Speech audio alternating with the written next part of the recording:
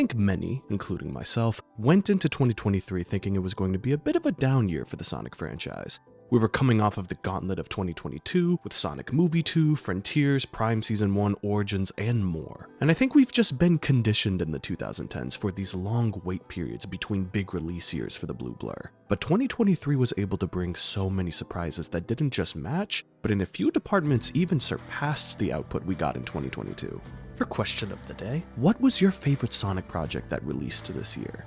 Official, fan, whatever it is, let me know down below what thing you enjoyed the most. Let's do a breakdown of the big things I loved this year, where I think things can be improved in the future, both for the Sonic franchise and of my channel. The consistent force that I have always enjoyed has been IDW since its debut in 2018. This year started strong for the comic with the phenomenal Scrapnik Island spin-off, and this year also really felt like Evan Stanley came into her own as the lead writer for the comic. Urban Warfare is my favorite arc she's written during her tenure, and to see her, like Ian Flynn, get to work on projects outside of the comics like the Sonic Superstars animation means the world. I've championed for years to have the creatives on the IDW Sonic team expand their horizons to boost the franchise as a whole, and I'm constantly delighted hearing new writers and artists for IDW. The murder of Sonic the Hedgehog was absolutely adorable, an April Fool's joke game that not once treats itself like a gag, but is an honest, fun visual novel with an endearing story, immaculate characterization, and wonderful artwork. Katie, SEGA staff, and the dozens of diehard fans that brought this project to life absolutely knocked it out of the park. And I hope that this game is a preview of things to come in the future, more bonkers spin-offs that are overflowing with passion.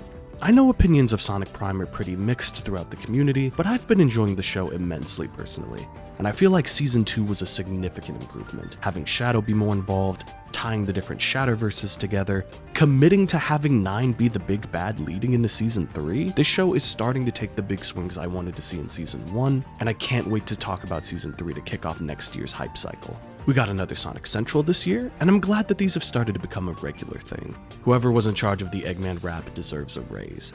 As well as just a side note to add here, I've been loving the LEGO partnership. The skins in Superstars were great, and I've been having a blast with the LEGO sets. I love the Shadow one, especially with his capsule and motorcycle. And just to mention, what the fuck is this that's coming out next year?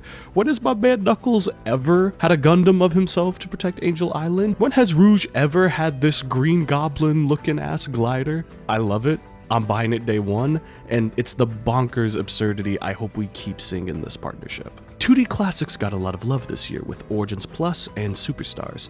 I really don't get a lot of the hate around Superstars. It's got its issues like boss fights and hard mode, but I had a great time both in solo and in the crazy co-op. And Origins has helped to give me a personal appreciation for the Genesis era that I honestly never had until that collection. So even though it was a miss for many, I'm glad I got to appreciate some great classic Sonic action this year.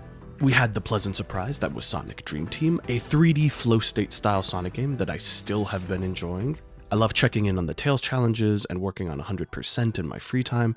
It's just a charming, delightful game, and was a nice cherry on top for everything we had in 2023. And of course, the Sonic Frontiers DLCs. All of these helped add to the experience and make Frontiers even better. More gameplay modes, the spin dash that redefines movement for the entire game, and the final horizon and its update patch helping give Frontiers the final note it always deserved.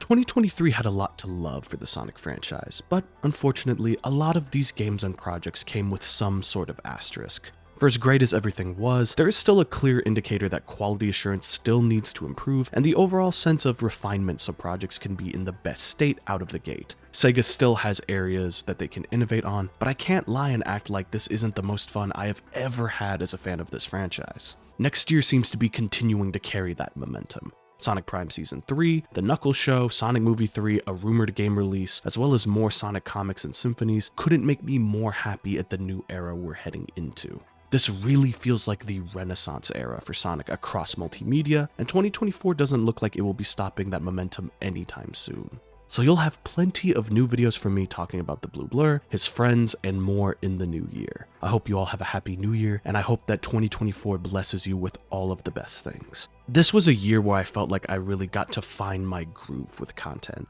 I switched more to shorter format videos and feel like those have been doing great. Having Ian be my main thumbnail guy has been a pleasure. He's such a professional and a great dude to work with. And though I have clear plans for Sonic related content for the announcements and releases of next year, as well as some projects like an official IDW review series that I want to start, I also really want to talk about other franchises that I enjoy.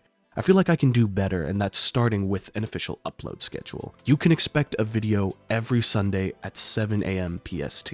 And hopefully, occasional bonus videos in the middle of the week for surprise announcements and occasions. Also, with the live action Last Airbender coming out soon, I absolutely have ideas to discuss that, on top of other comic, manga, and anime stuff that I adore or find engaging. I want 2024 to be a year where I continue to evolve my process, passions, and topics for content. So like, subscribe, all that YouTube jazz, and I will see you all in the new year for the next wave of content from yours truly. Thank you, love you all, and have a blessed one.